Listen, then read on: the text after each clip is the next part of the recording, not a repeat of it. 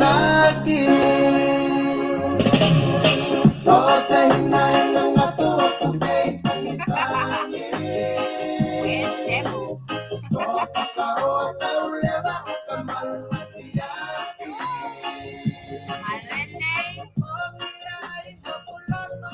Hello.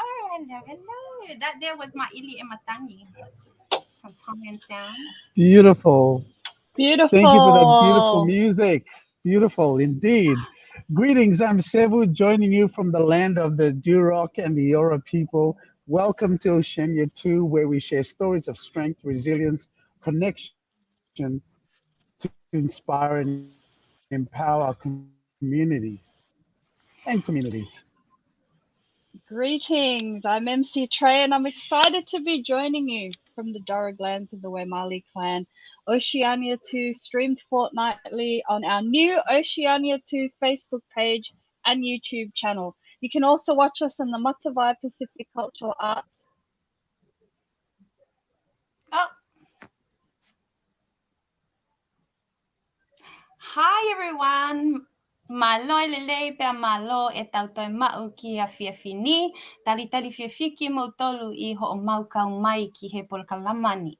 Okay, that was me trying to speak Tongan, but malo lele, Oceanic greetings. Yeah, Happy New Year to everybody. It's really nice to be back. I'm MJ, co-director of Matavai Pacific Cultural Arts 2022, who can't believe it. I'm joining you here from the Dharawal lands, and yep, season 2 sounds kind of fancy, but we've got a lot of things coming up, a lot of great guests, and same old Oceanic quiz and what rocked your coconuts. But the best part about of all of this is that we're here and we get to spend an hour with you at home, and with you and Trey and Sev as well. Yes. How you going, Sevu? That was a beautiful greeting in Tongan, Jane. Well, it was my attempt. Yeah, tonight. Hello, Fualosa. Talofa malo lele. Nice for you to join us. I think it flowed well. Wow. But That how you going, Sev? Love your greeting, MJ. I'm good, thank you. Good. Just love the yes. I want to say something, but I'm having difficulties picking up, Sev. Can you okay? It's dropping in and out. I'm good. I think there's a bit of a time delay, right? Because oh my gosh, she's just disappeared. Oh my God. Oh, guys, if we could only be honest. Sev's whereabouts is Sev? Sitting outside somewhere, joining us? Yeah, he's in Sydney somewhere. But we shall continue on with the show as we do. Jane, the way you said that to me, it flowed well. But maybe some of the Tongans listening in can let us know, because I wouldn't know. But we've got this theme around Tonga, and we want to acknowledge and send our love out to the Tongan community. They're going through the rebuild, and after the volcano. So we'll be talking more about Tonga and the fundraising efforts. And I got to catch up with some creatives. Emele Ugavale, she's a writer, producer, director of Kalanga Atu, a fabulous play that we're showing at the Art Gallery of New South Wales. But first, before we get into the show, I'll check in again. Is Sev there? He's not there yet, but he will appear as he does. I'm doing well, excited for our guests, special shout outs to Tongans. And I thought I'd attempt as well, Jane. You inspired me to attempt to try and speak in the Tongan tongue. But guys, please pull me up, It's Ikai ha to'ae tu'u tokataha. No warrior stands alone. So, when I was thinking about what to say, I just wanted to share that, because even though we're in a different part of the Pacific, we feel what's going on, and we will continue to stand and support the way we can. But how are you going, Jane? Yeah, been good. Trey, you know, after the last show we did, we were talking a lot about COVID, and everyone's still kind of talking about COVID. So I caught COVID. You know, the whole family caught COVID, Christmas, New Year, and that was it's not something I want to, you know, have again. Some people say it's just a flu, but I don't think that's a cool thing to say, because it's not just a flu for everybody. So yeah, that was interesting. We opened up the new year with that, and then we went away. The kids, I celebrated my 25th birthday plus maybe Happy 20 birthday! years. You look I 25. wish 25, don't you? Oh, 25. So the kids took us away. We went to a little place called Sussex Inlet. I don't know if you've heard of it. It's on the south coast of New South Wales, and it's like one road into this little island, and basically the front of the people's houses are roads, and then the back of their houses are canals. So they have cars in the front and they have their little boats at the back, and it's just absolutely stunning. But I think what's the funniest about that trip away is being someone of diaspora. You know what it's like, Trey. You don't get to see so many islanders when you go out to the country, right, and into small towns. And we sat down at the RSL, and I saw this guy serving us, and I said, "Are you Maori?" And he goes, "No, I'm Samoan." And then he says, "Are you Mary Jane?" And I was like, how do you know? And he goes, "We're friends on Facebook." So I just want to shout out to him. you. Know? I know him. Yeah. I bet you. Have you got a picture? Yeah, I got a picture. Okay, This is I think I know him. He works at the RSL in Sussex Inlet. There we go. He's the one at the back. Lino. Yeah, Nu'ul Itzia. He's the one at the back with the bald head. So if he's listening out, shout out to Lino. And you know, that's me in a red as we were making our way out. God love mothers. And I thought I looked all right. And my mum said, "Oh, Jane, do you think you should put some makeup on or something?" Ugh. You know, it takes your mother just to drag you right down. So anyway, that was us on a little holiday. Oh, bless Mum. Yes, the fam, they always tell us straight, you know. Yeah. I got a lot of the, you've putting on the weight again. But hey, that's our family. But what a coincidence. I grew up with that guy. Like, we were same circles back in the day. Older, yeah, because there weren't that many islanders back in the day. And we used to go to this event, you know, like a creative event. He used to sing. A lot of us that were dancers or singers, we used to hang out together. So I remember him. Oh, bless. You see, the Lord will always provide, Jane. You know, wherever you go, he will always send someone, you know.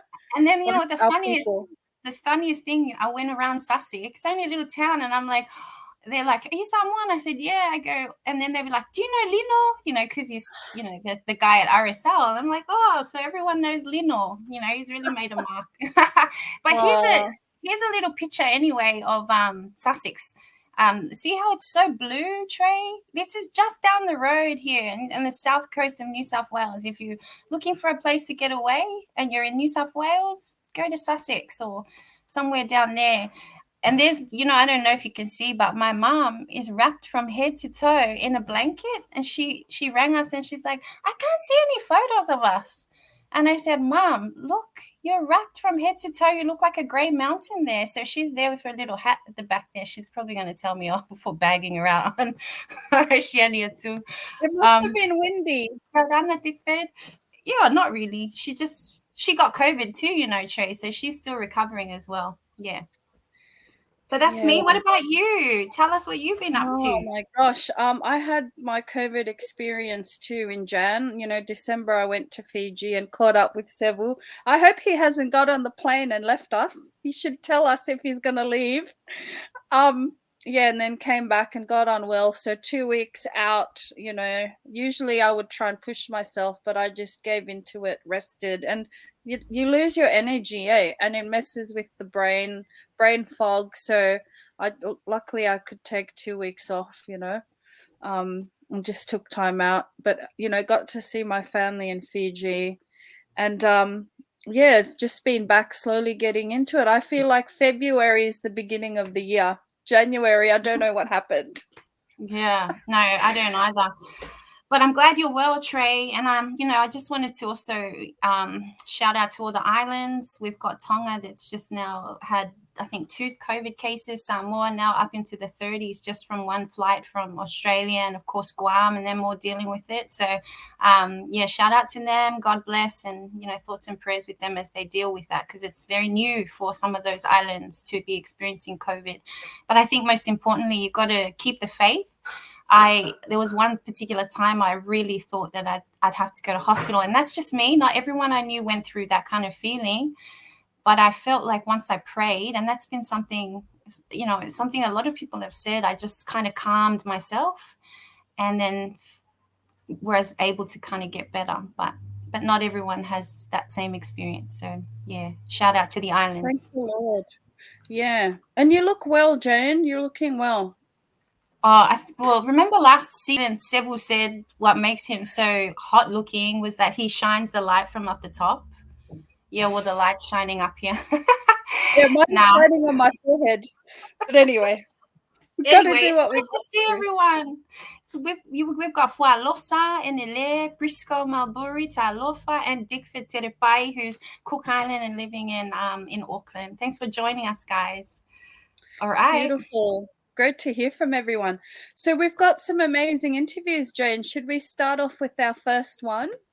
I think we should.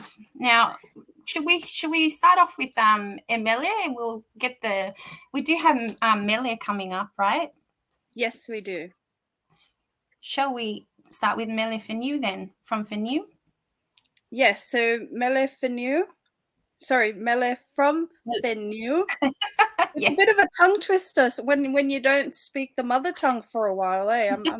Yes, so Mele Olivetti, founder and director of the natural skincare brand Feniu, an organic luxury skincare that's proudly Australian owned and made using the finest ingredients from Tonga.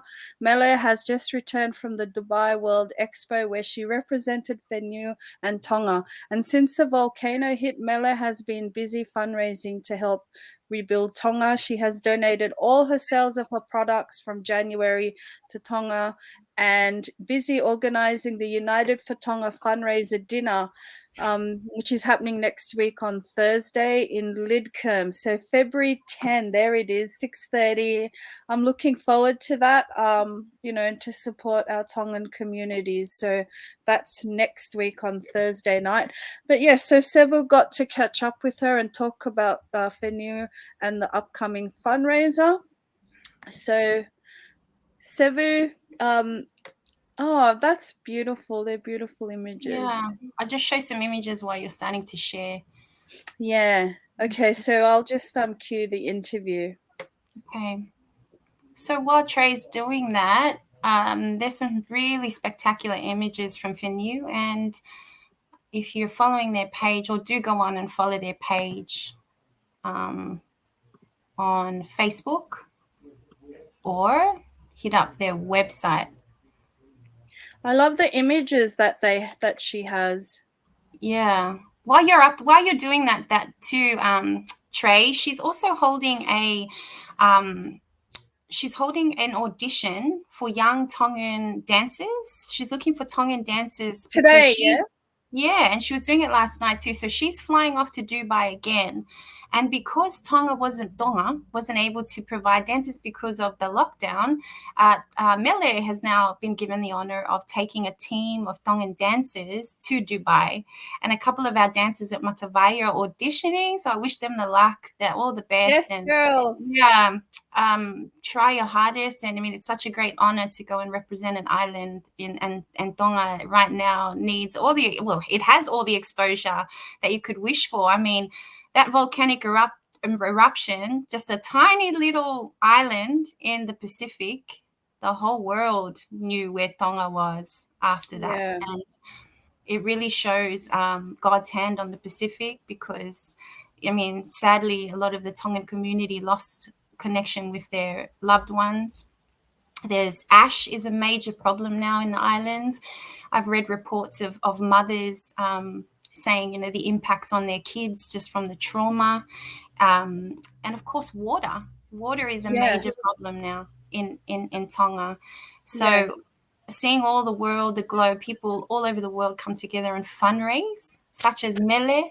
There's also another fundraiser taking place. How are we going with that video this, Trey? Yeah, I can share it now. Okay. Yeah, so good to see everyone, you know, standing behind Tonga. So we'll just share this video.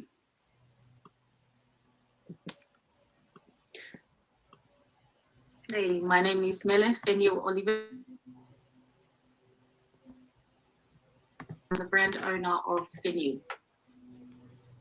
Feniu was birthed from the idea, the want, and the need to have coconut oil, the Tongan coconut oil, the lolotonga, which I grew up on, readily available. So I went to Tonga and I purchased the raw ingredients. And in 2008, I started to fill bottles and sell it on my online business from home. It has since evolved into my full-time job, my business. In 2020, I launched Feniu with 2 manufactured skincare products, which is the lolotonga, the Feniu version of the lolotonga, and the hydrating cream. So now we have a range of 4 products, which I'm so very proud and excited. We showcase our Tongan culture as a way of paying homage to our roots and also acknowledging our inspiration for where our products come from. And my mission is to share these beautiful, luxurious products and our heritage with the rest of the world. Managing a business, as you can imagine, during COVID has been a bit challenging, but we've been blessed with many opportunities.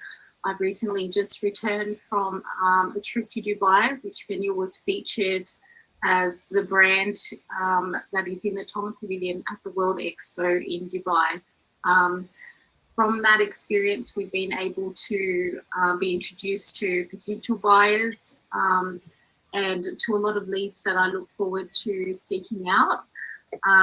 But yes, a real eye-opener, very exciting times for the brand, especially only being launched a year and a bit. And I look forward to taking people on that journey and seeing where we get with it.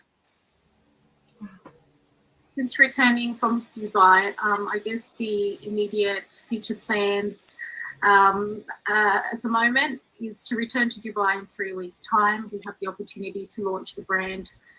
We've made some connection networks. We've got some pending deals that are currently on the table. We look forward to introducing the brand. We're now registered to trade in the Middle East, in the Middle Eastern market. And I look forward to understanding the market a little bit more over there in the UAE, but also having the opportunity to introduce it to the European market, to the Asian market. And yes, that is our current focus at this time, as well as, you know, keeping business going for our current customers and keeping business going as usual. I guess what's inspired me most to not only start the journey, but to continue the journey is my faith and my intuition. I've always had this dream and vision for a global brand to not only empower and uplift the community and a culture to a global stage. Sacrifices have had to be made. I've learned a lot on my faith to get moving and to get me to this point. And it's I'm seeing the rewards of that at the moment, and it is a journey. There's been a lot of low points. There's a lot of high points.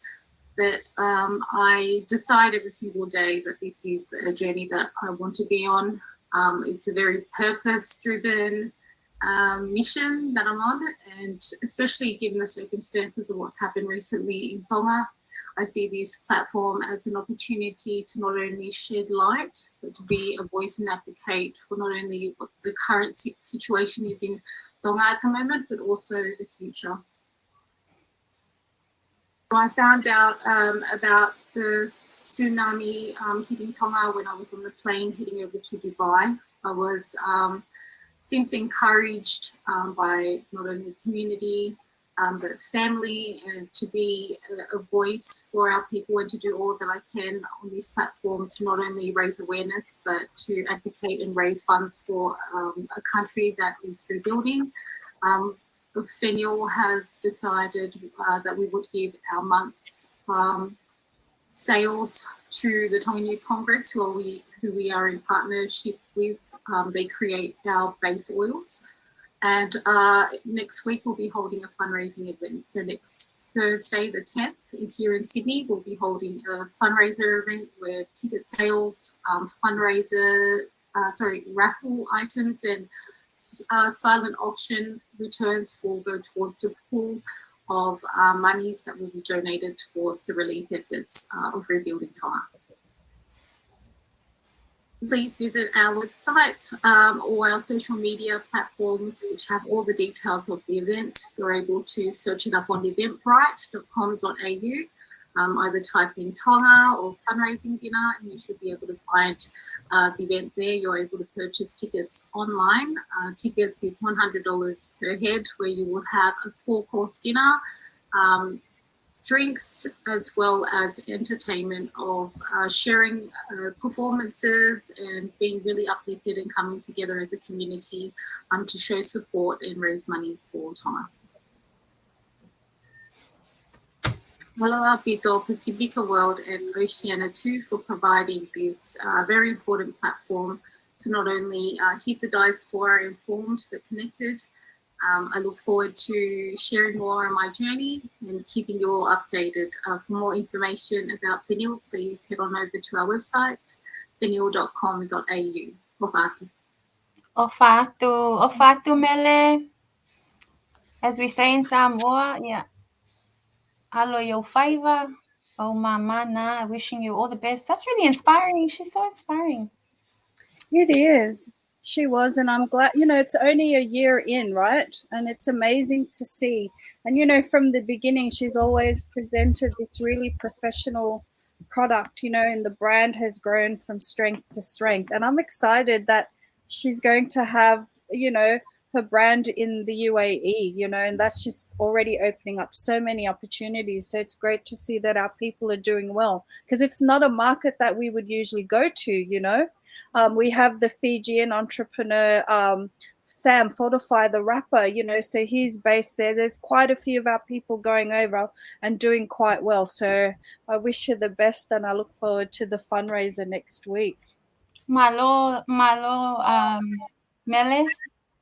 We just I'm just going to share that flyer again, just so that you can see this. So February the 10th, it's next Thursday, and they have at the Renaissance with Stella, 3 Street East, Lidcombe. So this is for our people here in Sydney, and there's going to be entertainment. I believe that beautiful Tongan dancers. I believe probably from the Ma'u Tawalunga group or school, and hoping Matsavai are going to be there as well. I just want to share as well, there are other fundraisers going on, Trey, for especially local fundraisers in Tonga. This one's from Kolomotua. Kolomotua is a village in Tonga. And I saw this shared on Melissa Malu's page. So I just want to show everyone to help the community there in Kolomotua. They're, I guess, trying to rebuild, but it's more about trying to get the water clean, I believe. So if you're able to donate, please donate. It's the Takiama Ma'e Kaha'u Youth. I hope I said that well. And that's their campaign to try and remove volcanic dust in Kolomotua. So dust is an immediate issue in Tonga. So if you can help, please do. And we'll share this flyer on Oceania Tu. God bless you, Tonga. Amazing. Yes, it's great to see the local response, right? They're not just sitting and waiting. They're creating opportunities. The young people are getting involved. They're being proactive. So it's amazing to see.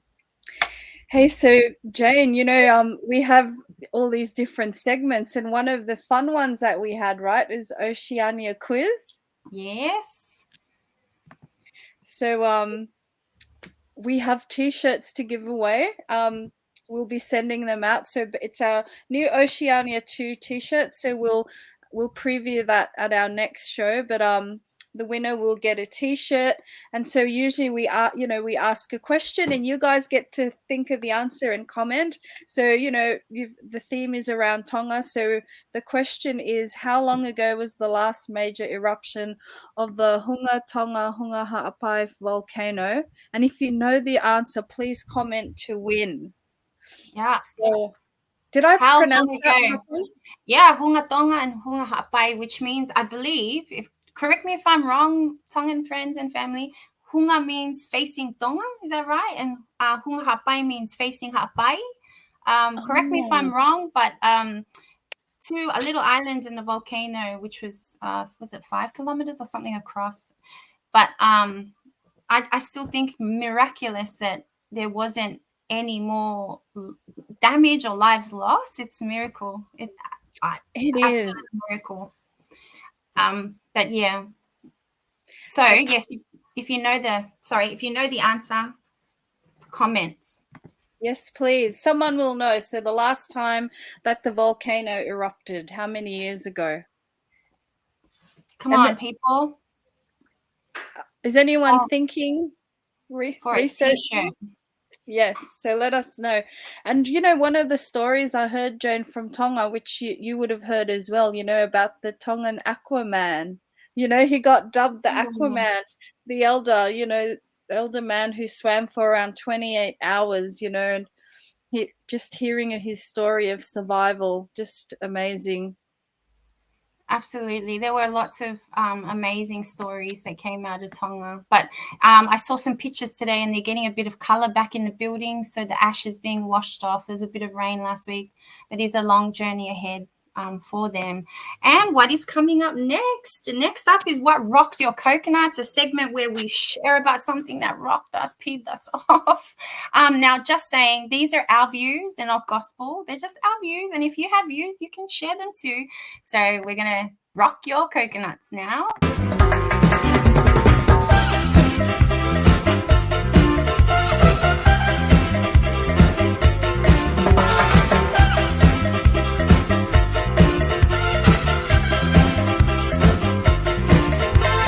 Coconut.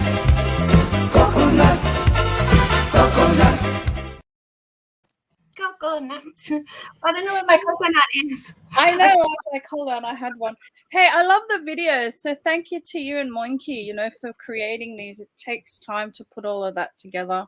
Shout out to Moimwana. Yes. Yay. Thank you, Moinky. Yeah, thank you, Moinky.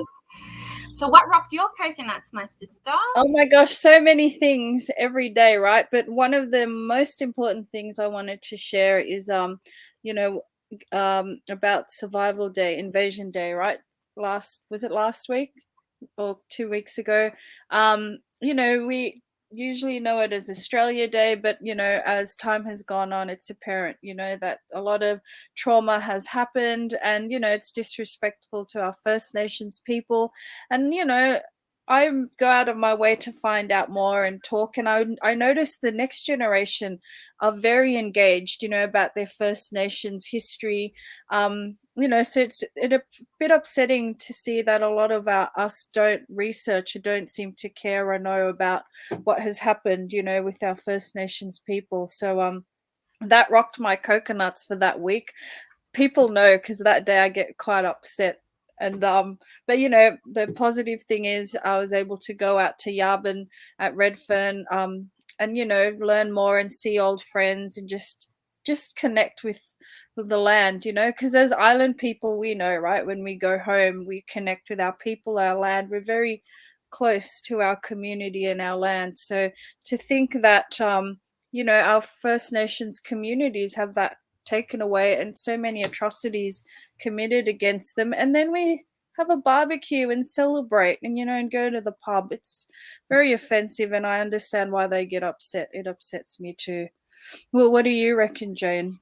Well, I guess it's all about education, Trey, and I'm not making excuses for our Pacifica diaspora, for our people that live here or those that live in places like America and Hawaii. and perhaps they might celebrate Flag Day or whatever it is, the days that they have there. But for us here, I think it's about education. A lot of our first generation Pacific Australians may not know about what happened in the past, or what Australia's real history is, and it's not taught in school, so our young kids don't know unless we're having these conversations. But in my opinion, I would love to see more Pacific people in Sydney, in Australia, standing in solidarity with the First Nations people of this country, to make a stand and don't celebrate Australia Day. Attend events like Yarbin. And again, this is my opinion. If you have another one, please put it up, and let's have a discussion about it. I think that it's an important thing to talk with in the family. If I could just touch upon a bit of history from Samoa, for instance. Samoa, they're celebrating their 60th year of independence this year. And it took them a long time to gain independence from three great powers, as they were called. It was America, Britain, and Germany. And a lot of atrocities happen to our people too. And I speak of Samoan because I'm Samoa, but there are things happening in places like Tahiti, colonization there. So why I shared that is if we were in Samoa and we were fighting for our land to be returned, we would hope and pray that the people, the guests in our country, would stand in solidarity with us. If we had Aboriginal First Nations people in Samoa, you would hope that they would stand up for us too. And I guess we just sort of flip the switch a little bit and think of it that way. For those that may not know, Aboriginal people up until 1967 were not even classified as humans. They were categorized under the Flora and Fauna Act. So that's just a little bit of what they've had to deal with. And of course, they suffered land theft, stolen children, oppression, and of course the 500 deaths in custody that still has not seen anyone charged for. So if there's no justice for Aboriginals, there's no justice at all. So I think for me, I'm standing in solidarity, and I don't celebrate Australia Day.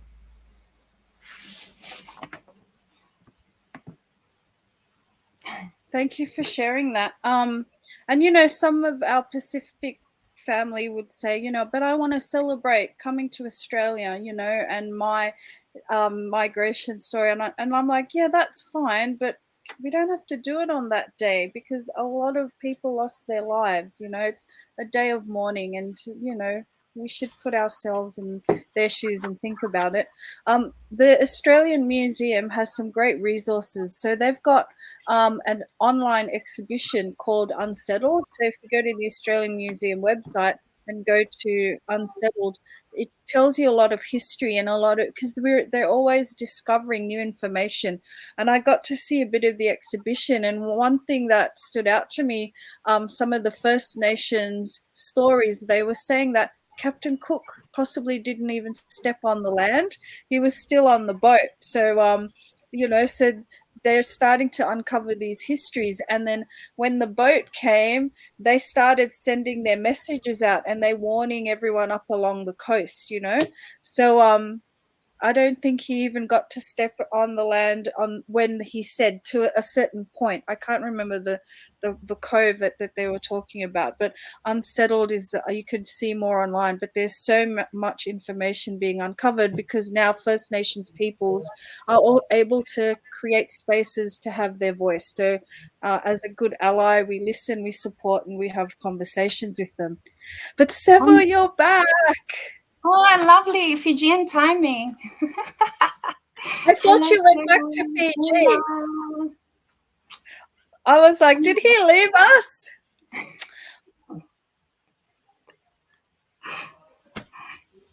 Okay, you're on mute. This guy. Mute, darling. Mute. You're on mute. Sorry. Okay, here I am. Can you hear me? We can hear you. Yes. How are you? I've relocated, did everything. I've relocated. I've turned everything on and off and on. And apologies, everybody, for dropping in and out. I'm in a portal. Well, you're visiting from Fiji. Let's get that straight. You're here for a couple of days from Fiji, and so you're in between there and here. Okay. Yes. Fiji internet, Fiji time, everything in there. You said it. Fiji gadget. Nah, bless. Well, good to have you back, Sev. You've been Thank you. well? Well, thank you very much. It's been great being back, catching up with everything and everyone, and getting some work done on the ground. So I miss the fresh air, I miss the fresh food and everything else. But I'm here to get it done while I'm working. So it's good to be Good here. to know. And you ladies have done a fantastic job with everything so far. So thank you. Listening in on the You side. owe us. You owe us a trip to Fiji, I think, and free accommodation. All I think I expenses do. paid. Yes. We got you back. We got you back. We'll And send by the- him our availability. And by the way, Jay. you look beautiful. Well, it's the lighting that Both you look recommended for us. See? It's the sun. It's the sun. You look Beautiful. sun-kissed, Mary Jane. You look fresh and beautiful. Trey, you look sun-kissed as well. You've still got your Fiji tan happening. Very good. Well, I look pale. no, you don't. You're beautiful. You look beautiful. It's good Gotta to get- see you. Oh, thank you. Yeah. Thank you. But Seb, Sorry, But where are we? Yeah. we had our Oceania quiz, you know, and it was about Tonga the last time that the volcano, the Hunga Hapai volcano erupted. So we've got the answer. Do we know the answer? 1,000 years ago. Yep.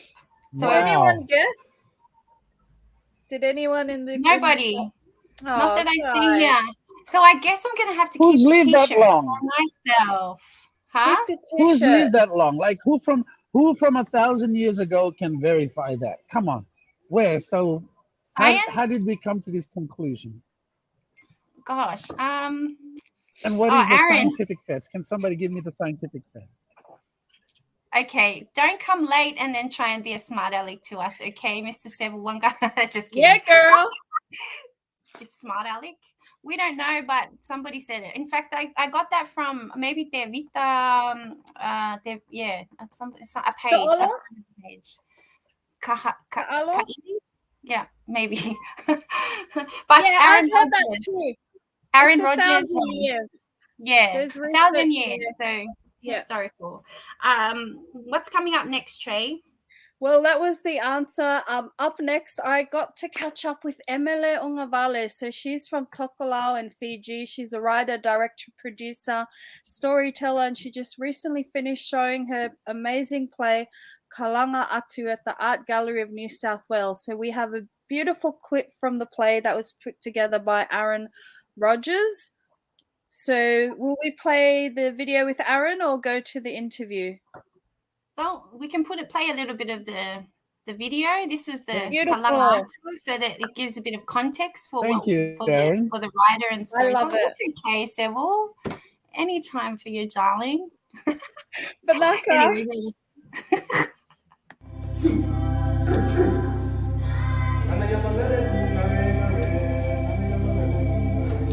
Letting our ancestors learn up here.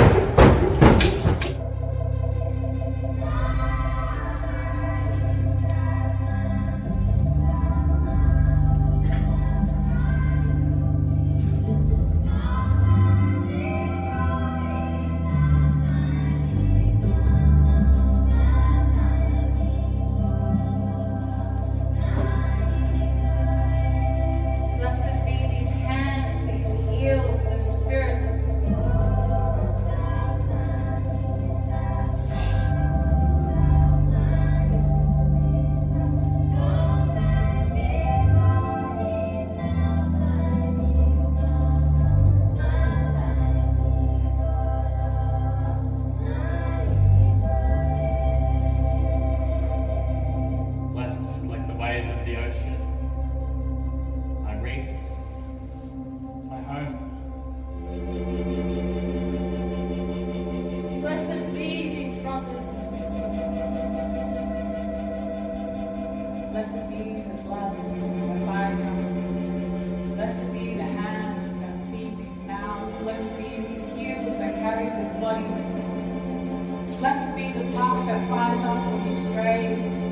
way back home to our ancestors.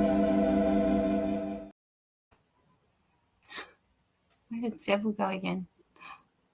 It was beautiful. We got to see it at the Art Gallery of New South Wales. You got to see it. It was very moving. I think my favorite part was seeing the Tokelauan group, Nukunonu, I think it is they're called, and the singing was just marvelous. So here's your interview with the storyteller, the writer, and the director of Kalangatsu, Emele. Aloni, Tombula, Kitoku ingoa ko Emele Ugavale, ko oku matua ko Lehina, mai Nukunonu, ko Tokelau, ko Tokutamana ko Amoiha mai Te Umba I Huitsi, Nanungu Koro ni Soni Veo to Te Umba. So, hi everyone. Yandra, good morning, good afternoon, wherever you are in the world. My name is Emele Ugavale, and I'm a Tokelau and Fijian storyteller, and I'm currently speaking to you from the lands and waterways and skies of the Gadigal people, and want to acknowledge and pay respect to their elders, past, present, and future, as the ongoing and traditional custodians of these places. And it's a real privilege to be here. I'm really passionate about Pacific storytelling. I'm really passionate about the ocean and what is unique and different and similar to our stories across the ocean. And always so happy to connect with storytellers. I started out, I guess, like most island kids, just like singing and dancing at home. And I was definitely encouraged by my family members to learn as much as possible about our cultures and learn about traditional song and dance and storytelling, kakai, pehe, hatele, meke, vudu, everything, just to kind of, I think as diaspora, really emphasize the importance of the stories and the places that we come from. And so when I was younger, I did that at home, but then I also pursued drama, and I did music and played piano all the way through primary school and high school, and did singing. And that led me to study at the WA Academy of Performing Arts. So I did a certificate in musical theatre there for a year. And then I went on to study a full-time Bachelor of Dramatic Arts acting, but minored in musical theatre at the National Institute of Dramatic Arts. So I formalized my training and learned about musical theatre, but also learned about the acting industry, and then graduated into the industry and worked commercially in major theatre productions, and also in television, in screen. And I've spent the last about, I would say, 8 or so years creating my own work. And that really came out of, working in the industry and wanting to see more stories that I want to be part of, because whilst I was really grateful for the opportunities that I had, there were very few opportunities for me to tell Pacific stories, and that located Pacific peoples in the context of being diaspora, on Aboriginal lands, and also just locates Australia in the Pacific Ocean. And so I really wanted to contribute to that canon that existed, and collaborate with the amazing storytellers that exist here and have done amazing work across different mediums. And so I've definitely been focusing on that, and now I work primarily as a writer, director, and producer, but I still do some performing now and then as well. So Kalanga Atu in Ngangana Tokelau refers to a call, or meaning to call, and the title of that work for me was both literal and metaphorical. So the show came about because I was approached by the Art Gallery of New South Wales to create a response to their summer exhibition, their major summer exhibition, which was a retrospective of works by Henri Matisse, who's a French artist. And at the time when they came to me and asked me to create a response, I was quite unsure about how or why this opportunity was coming to me. And Matisse had traveled to the Pacific, he'd gone to Tahiti at the later end of his career. And so they were really interested in looking at Pacific perspectives in response to Matisse and his work, and also highlighting the Pacific and the Pacific diaspora. And so when I was thinking about this work and thinking about Matisse's work, who's very, very different from a different part of the world, a very different artistic expression, I really just, in the deep of my soul, just kept asking every day, like, what is this? What is the story? How do I feel about responding to this work? How do I feel about responding to this institution? And one day I had a dream. One night I had a dream, and it was a very clear dream of my papa. And my papa is actually also from Uvea. And in this dream, my papa was calling to me. He was singing a kalanga. And I never actually got to meet my papa in person, but I felt like that was a really strong, a really vivid, strong message for me. And Walliston Fortuna, as some people might know, is a French colony. And so I didn't understand what my papa was singing to me, but when I went and did more research on Wallisian calling and calling culture, Kalanga culture, I felt really called to respond through that. And something for me in my practice as a storyteller, but also as a Tokelauan, has always been on the emphasis of oratory protocol, and starting your oratory protocol properly with a kalanga. So setting the space and introducing ourselves and our intentions, and opening the space safely and closing the space safely. And my mom has been really a big influence on making sure that I understand that protocol, and also that I practice that protocol everywhere that I go. And so I felt this connection between my papa singing to me and my mom really emphasizing to me the importance and the beauty in the way that we start space in the Pacific through our oratory protocols. And I thought, that's where I want to start. So I decided the focus for me was about Pacific people and the way that we talk to each other and the way that we call to one another from across the ocean. And so I created this work, which would be, I guess, similar to this form called choreo poem, which was coined by Tazake Shange, which is poetry, it's music, it's movement, but it has this added element of a community chorus coming in and performing as well, which is something that I've developed more and more in my practice, is finding ways to bring together my contemporary creative expression and my interpretation of our stories, and also our community practices and community groups that really practice traditional storytelling and do that really well. And for me, that's a way to acknowledge that I am nothing without those community spaces. My professional practice doesn't exist without those community groups, because they're the groups that I go to. That's my family when I'm not practicing, you know, and they sustain me and I sustain them. So in this work, I was able to bring together five artists. Jess Paraha, who's Ngati Hine, she's from Aotearoa. Tommy Misa, who's from Samoa. Luke Curry Richardson, who's Kuki Alanji, Butchula, and Miriam Meoman. And then Malia Letuafa, who's Samoan and Tokelauan, and then myself as Tokelauan Fijian. And the composer was Naire, who's Papua New Guinean, and our movement director, choreographer, was Xavier Breed, who's Samoan. So it was and our lighting designer, Sam Amber Silk. So it was a full team of artists who are from Oceania, and each of us embodied both our islands, but also the stories of siblings across the ocean. So I wrote it as though each of the siblings actually were also speaking through being their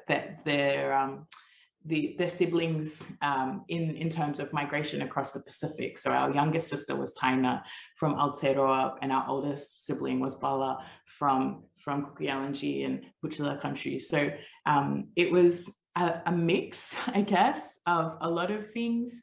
But the priority and the focus and the intent was just about celebrating the joy of Pacific people, and that being a form of resilience and a form of strength for us. And yeah, just wanting to highlight that in a space that is very new and very foreign to us, that this like big art gallery of New South Wales, trying to make it as much as possible our space on our terms.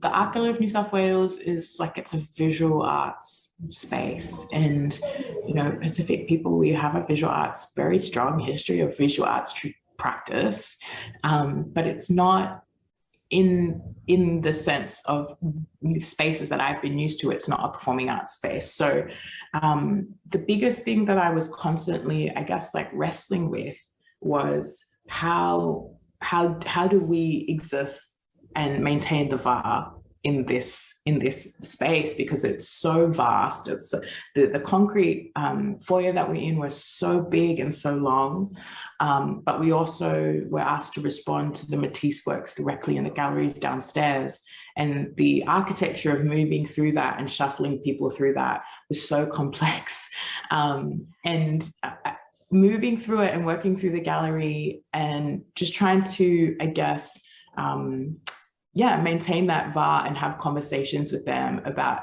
what needs to be sacred and stay sacred within this performance space, and how we do that was challenging, but they were really, really receptive.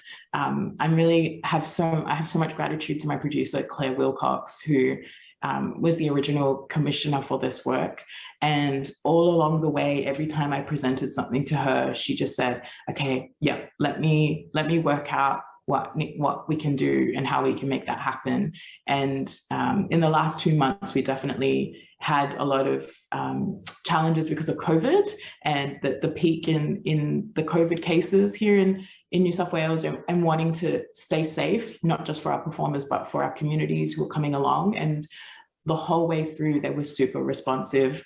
But it's still, I think for us, the challenge, not just as performers, but also with our lighting designer, was, do we pretend that we're not in this big art gallery and we kind of like hide the space and we just create a space within a space, or do we acknowledge the space and we play into it? And so Amber created this beautiful lighting design that just lit up the roof and lit up all the artworks on the sides, and at times the performers were not lit. And that was fine, because actually, like, it's important for us, I think, to, as you said, Trey, acknowledge that, you know, even in these institutional spaces and these very white spaces, we're still on somebody else's country, and this is still home for somebody, for Gadigal. And so it felt like an important part of the acknowledgement of the lands and the waterways and the skies was actually not ignoring the architecture of the space and the history of the space, and not pretending that we weren't in there. But it was a real negotiation, and also, you know, just having so many of my community from Nukunonu, Tetu, Lotu, or Tokelau, Sydney come from Western Sydney. This is the first time they've had something where they've had a community group come out from Western Sydney, and negotiating that and doing what we needed to make sure they were safe and they were comfortable, and that we were able to follow our cultural protocols throughout all of that. It was all new for them, but they were really, really responsive as best as they could be. So I would have to say, across the board, given the amount of challenges during the pandemic and also the rigidity of the literal architecture, it was a really fruitful working relationship. Well done, Emele. Awesome work. Oh, amazing. What did you guys think of the interview? You go, Seb.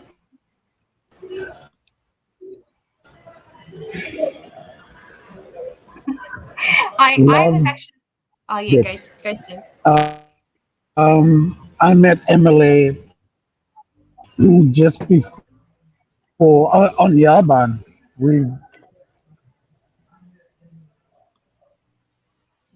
Sorry, the Yaban. delay again. I met Emele at Yaban, and that was the first time that I met her, and it was great to see that. So proud of her. Yeah, me too. We were at Kalangatu on the first night, and we got to see the Matisse exhibition, and we're sitting there on the table because it's kind of communal where you can eat and drink and stuff. And there was a lady across from me, and she was from Blacktown, and she said, I wish we had spaces like this in Blacktown and Western Sydney, and so our kids could come and enjoy a show like this. But Kalaga Atu, I just hats off to Emele, to Angela Tiatia, to the amazing exhibition, the crew at Art Gallery of New South Wales. There's amazing Tivaiva exhibition as well. You still have time to check out the exhibition. It's there until the 13th of March in Sydney. And the exhibition of Matisse Alive shows until the 3rd of April. And that's the one where it features Angela Tiatia's artwork and the Tivaiva artwork. So if you're looking for something to do of an afternoon, take the family down to Art Gallery of New South Wales in the city. There's lots of parking. You just need a vaccination passport and to check in, because they still do that there. So just putting it out there in case you get disappointed. But yeah, amazing work. It'll be like that for a while, with the vaccines. I just wanted to highlight one point. She talked about the importance of opening spaces and closing spaces.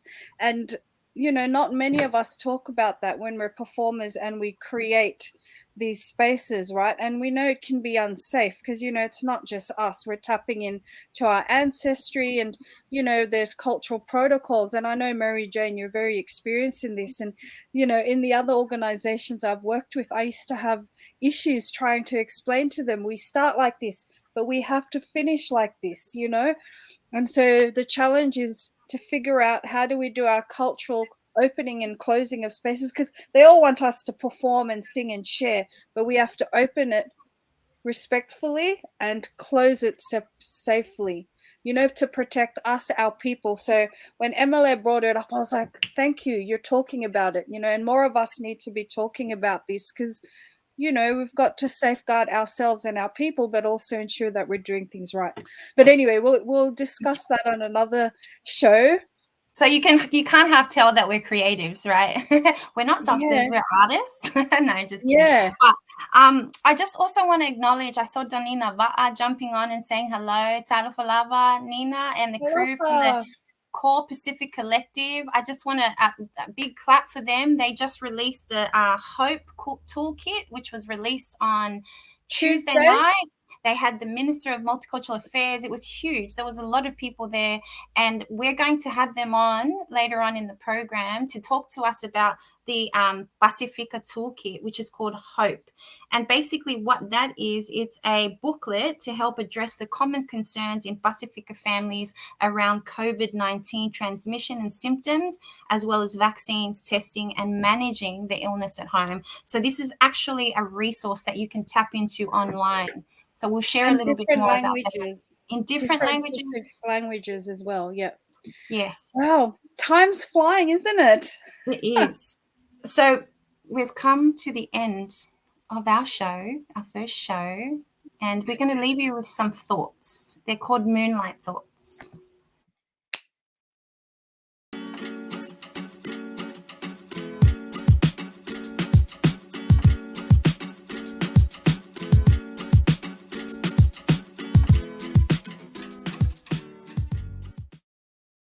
Love that beat, Trey. That's Trey's beat, guys. Thank you. Nice one.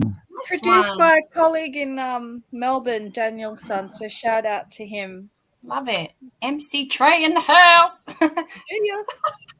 I'm such a day. We are. So who wants to go first? You go first, Sev. We love you, Sev. We missed your voice tonight. I just want to say thank you, ladies, for holding the fort. Great show of what I was able to capture while shutting down and putting up and all that stuff. So I just want to thank you, and thank you everybody for watching. A great show from the ladies. So I'm just coming at the end to thank everyone. My moonlight thoughts is, it's just we're in such interesting days, and I just again want to encourage everyone to just, keep your head up, stay positive. These too shall pass. And new seasons, new beginnings are coming up. So I just want to encourage everyone. It's 2022. Today is the 3rd day of February, of the 2nd. And I just want to send out love and best wishes to everyone who's tuning in today. Love you, Seb.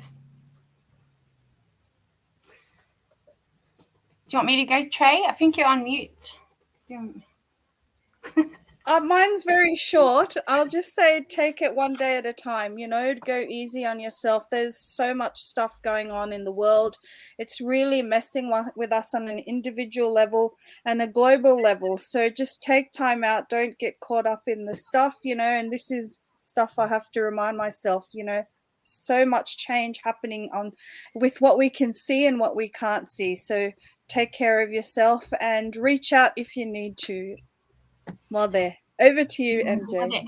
Thank you. I just want to acknowledge the guests that we had tonight, Mele Olivetti. Don't forget to hit them up and help with the fundraising efforts to help recover the recovery efforts in Tonga. Also, thank you to Emele. And I also want to acknowledge Multicultural New South Wales, who are supporting this program in many ways. And more of that will come up very soon. We're very grateful for the support.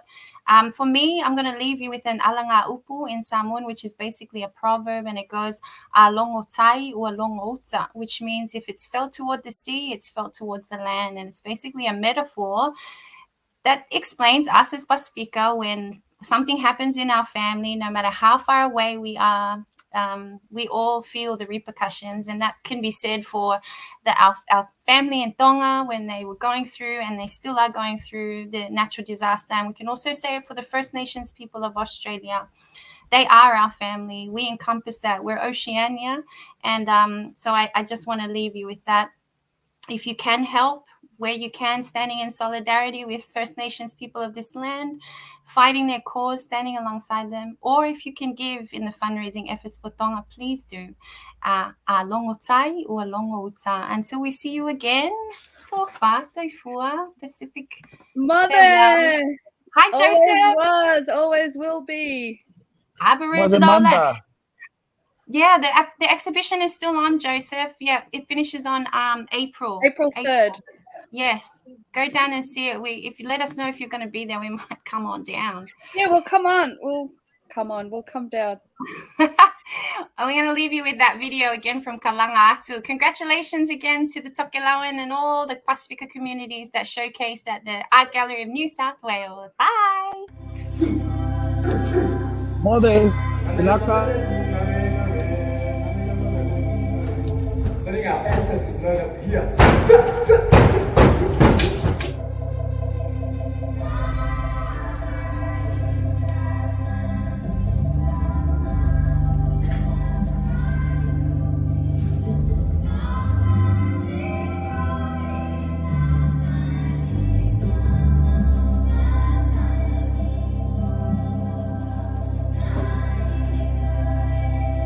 Blessed be these hands, these heels, the spirits.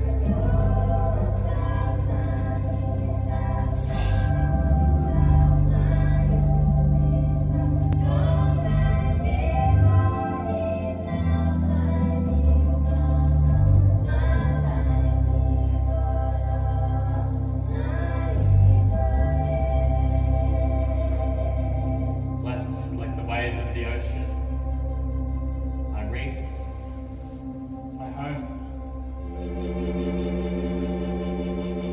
Blessed be these brothers and sisters. Blessed be the blood that binds us. Blessed be the hands that feed these mouths. Blessed be these heels that carry this body. Blessed be the path that finds us when we stray on our way back home to our ancestors.